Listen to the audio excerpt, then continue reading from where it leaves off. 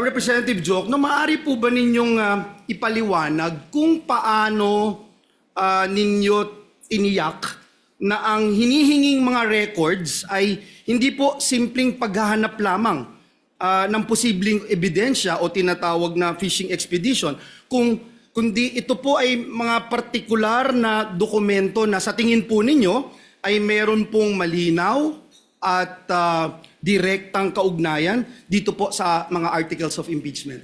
Thank you, Your Honor. Ang hinihiling po namin sa mga sabina ay kaugnay sa Article 2, which involves charges of unexplained wealth. Kung titingnan po natin yung mga jurisprudence pagdating sa unexplained wealth, klarong-klaro po na sinabi mismo ng Korte Suprema na kailangan makita yung buong larawan, hindi lamang po ng mga SALN na final ng isang lingkod bayan, kung hindi lahat ng kanyang kinita, both what we would call lawful and if there is, illegitimate income. Ang SALN po kasi ay parang snapshot lang po yan, year-end, kung ano yung mga assets, liabilities, and net worth ng isang government official. Ang ITR din po ay parang short video lang po yan ng mga transaksyon ng isang taxpayer sa kabuuan ng taon na yon. Makikita lang po natin yung buong larawan pag nailabas natin ang mga bank records.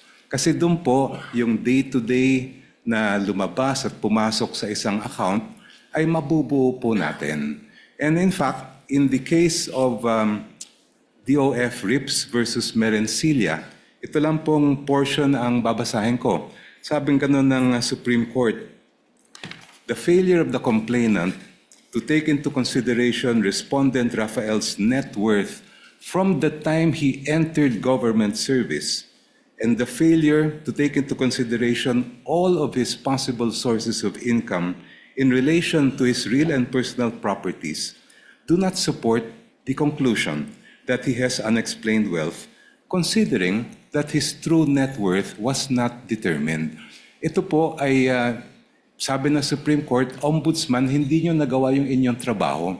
Kaya ayaw po namin tumulad sa nangyari kay Ombudsman dito sa kasong ito. We want to see the entire picture. Kaya po namin hinihingi yung BIR records, pati yung mga bank records, and even the Anti-Money Laundering Council records para makita po natin yung buong story as far as both the assets, liabilities, and net worth are concerned, and the lawful, and if there is unlawful income acquired by the respondent.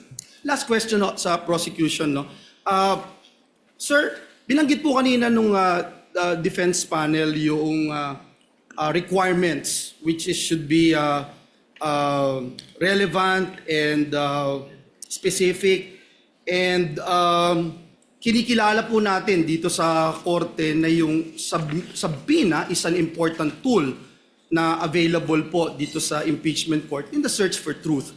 Pero kinikilala din po natin na ang mga records na ating hinihingi ay may tinatawag na statutory protection under our laws. Now in this regard, Your Honor, bago po ninyo hiniling ang compulsory production ng mga confidential records na ito, may we know what led the prosecution to conclude that the issuance of subpoena is the least intrusive and most appropriate means of obtaining the information sought? In other words, Your Honor, paano po ninyo masasabi na itong subpoena is not only relevant but also necessary and proportionate under these circumstances?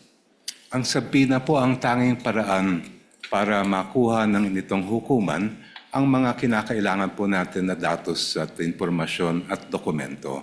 At hindi naman po siya intrusive dahil tulad na nabanggit ko po kanina, ay hindi pa naman ito question ng admissibility.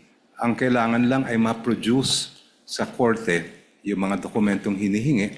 The issue of admissibility will come later, and the defense will have sufficient opportunity to object and to oppose.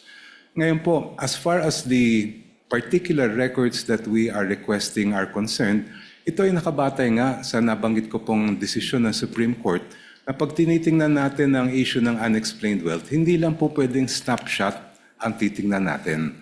Kailangan mula sa unang araw ng paglingkod ng isang lingkod bayan, yung kanyang final na salin, lahat ng mga kinita niya, ay makita natin. And that will be shown both by the bank records that we are requesting to be produced, as well as the BIR and tax records that we are requesting.